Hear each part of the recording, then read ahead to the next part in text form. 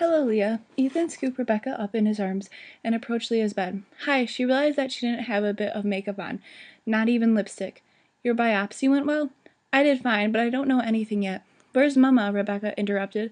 Mama's home, fixing you a welcome back dinner. Papa's downstairs signing you out. You're coming home. Gabriella already told me. Leah's heart sank. She was glad for Rebecca, but she was going to miss all of them. Did Charity come with you? She asked. I went to tell her goodbye. She is here. She dislikes the elevator and is walking the stairs. Charity entered the room, flushed from the climb, her eyes sparkling. After hugging her sister, she asked Leah about her surgery. Help me, Charity, Rebecca said. She'd gone to the closet and dragged out a small duffel bag.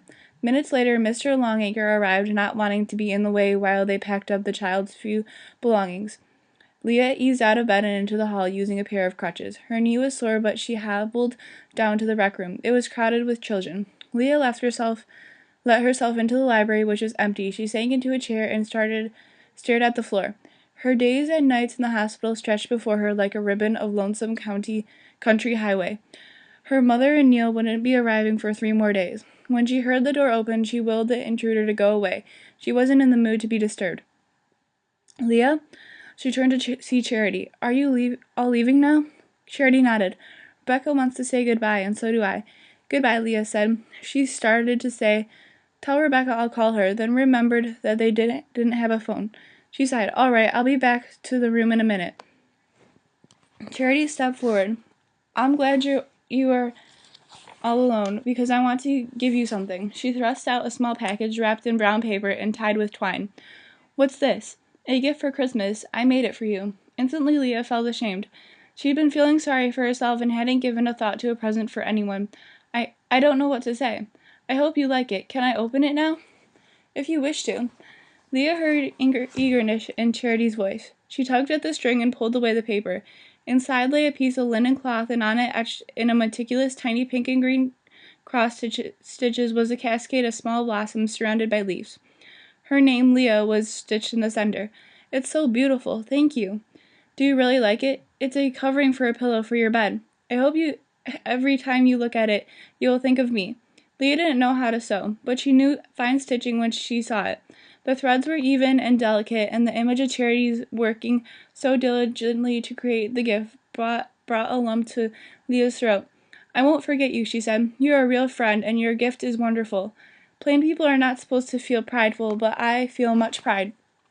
Perhaps God will forgive me for this small sin, Charity confided shyly. Leah stood and hugged her. I'll put this on my bed as soon as I get home. Before we return to the room, Ethan wants to talk to you, Charity said. Leah felt her heart almost stop. Ethan's with you? Right outside the door. I told him I would make an excuse to Papa so that he could have some time alone with you. Your father wouldn't approve, would he? He wouldn't want Ethan to be alone with an English girl. I don't want the two of you to get in trouble. Charity retreated to the door and with a mischievous grin said, Sometimes it is easier to get forgiveness than permission. When Ethan came into the room, Leah felt her mouth go dry. He was so tall, and his serious blue-eyed gaze turned her knees to jelly. She had long since forgotten over his old-fashioned way of dressing. The shapeless, unstylish, dark fabric covered the gentlest person she had ever known. He walked over and stood looking down at her. I will be leaving soon, Leah. Then I guess this is goodbye forever. You cannot say that, for no one can see into tomorrow. She squared her jaw. If you weren't Amish, I could phone you. I could drive to your house and you could come to mine. I could meet you at a mall. We could go to a movie together. I could ask you to a dance at my school. But I am Amish. Leah fought back tears as she grasped the impossibility of their situation. Are you going to take Martha Dewberry for another ride in your buggy? She pictured a warm summer night under countless stars, and Ethan in the moonlight with another girl, an Amish girl. Gently he ran fingers along the side of her face. There is only one girl I want to take in my buggy. It is not Martha. Are you just saying that to make me feel better, Ethan? I told you, Leah Lewis Hall. I do not lie. Have you ever kissed her, Ethan? Have you kissed any girl? Leah's voice was barely audible, and she was trembling. Her heartbeat quickened. Mutely he shook his head. She whispered, Will you kiss me? She wanted to be his first kiss. Her mother once told her that the first kiss was the one person never forgot. She wanted Ethan to remember her for all time. For hello and goodbye at the same time, she added. He lifted her chin with his forefinger and very slowly lowered her head until his mouth was only inches away. His breath smelled like cinnamon and felt warm on her skin. Gently he pressed his lips to her, and she closed her eyes and sank into the velvet softness of it. Leah had been kissed before, but she knew that this kiss, Ethan's kiss, was one that would matter to her for the rest of her life. When he ended the kiss, when he stepped back, she saw that he looked shaken. She hoped she didn't feel guilty about kissing her. She fumbled for words. He placed the tips of his fingers against her mouth. Your lips are lovely, Leah. Worth waiting for. He took a deep breath. My father may come looking for me. We should return to the room. If I leave with you, Leah said, he'll see what has happened between us on my face. I can't hide it. Ethan nodded. Then you return to the room, and I will go straight down to the lobby. She cast him one last lingering look and hurried from the room as quickly as her sore knee would allow. Pausing outside the door, she fought to regain her composure. Rebecca sprang toward her like an overeager puppy when Leah stepped into the room. I've been waiting for you to come. I couldn't go without saying goodbye. Rebecca flung her arms around Leah's waist. I miss you already. I'll miss you too. You are the best roommate in the whole world. Papa has taken Rebecca's things down to the lobby, Charity said, her gaze sweeping Leah knowingly. The bus is leaving soon, Ethan. He went downstairs. Charity nodded and took Rebecca's hand. Then we must go now. Leah felt a wave of panic. How could she let them leave her?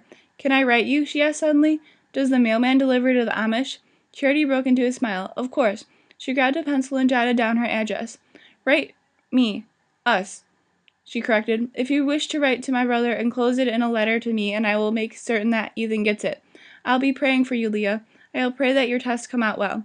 Leah watched the door swing shut behind Charity and Rebecca. The silence in the room made her feel depressed and anxious. It wasn't her tests that worried her. It was losing her friends that was breaking her heart. It was losing Ethan because they came from two different worlds. No amount of wishing could change things. Amish and English simply didn't mix. Leah realized it was almost a miracle that they had gotten to meet and become friends at all. Leah sat at the table in her room, her dinner tray in front of her. Toying with the food, she heard a light knock on and sat up. Her door opened and Dr. Thomas entered. The look on his face told her that he had news he didn't want to deliver. She set down her fork. What is it? He pulled a chair close to her. I believe I have a diagnosis for you, and based on the results of your bone scan, you have osteogenic sarcoma, bone cancer.